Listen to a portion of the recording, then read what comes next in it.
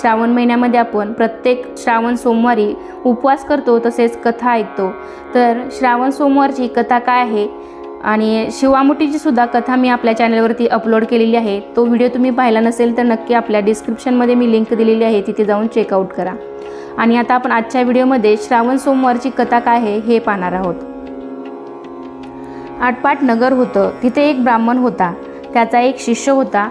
तो रोज तळ्यावर जाई, स्नान करी, शंकराची पूजा करी। वाटेत वेळूचं बेट होतं, परत येऊ लागला म्हणजे मी येऊ असा ध्वनी उठे।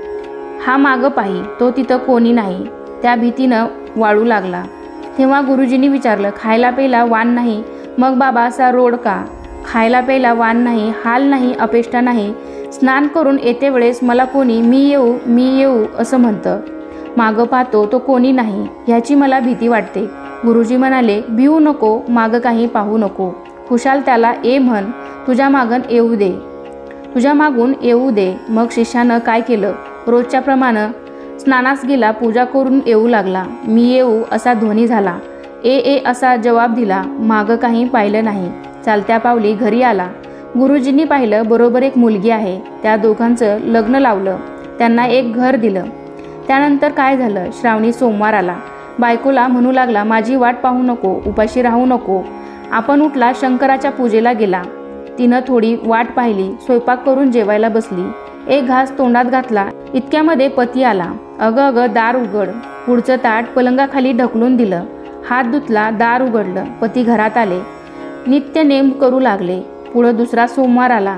त्या दिवशीही असंच झालं। असं 4 सोमवारी झालं। सरता सोमवार आला। रात्री नवल झालं।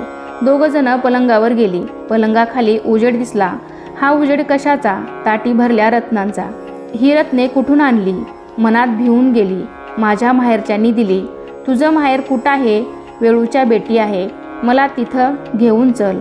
पतीसह चालली। मणिशंकराची प्रार्थना केली, मला अर्धघटनेचं माहेर दे।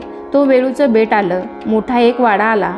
कोणी म्हणे माझा मेहुणा आला, कोणी म्हणे माझा जावई आला, कोणी म्हणे नणंद आली, कोणी म्हणे माझी बहीण आली। दासी भटकी राबतायत, शिपाई पहारा करतायत।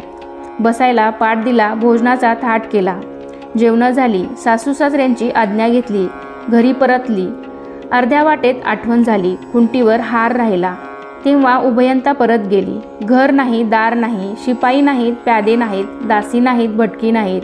एक वेळूचं बेट आहे, तिथं हार पडला आहे। हार उचलून गळ्यात घातला। नवऱ्यानं विचारलं, इथलं घर काय झालं? जसं आलं तसं गेलं। अभय असेल तर सांगते।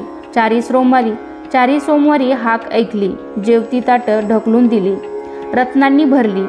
ती ताटं सोन्याची झाली, ती मला देवानी दिली। आपण विचारू लागला, तेव्हा मी भिवून गेले। माहेरची म्हणून सांगितली। शंकराची प्रार्थना केली, अर्धघटनेचं माहेर मागितलं। त्यांनी तुमची खात्री केली, माझी इच्छा परिपूर्ण झाली। जसे त्यांना भगवान भोलेनाथ, भगवान शंकर पावले, तसा आम्हाला पावो ही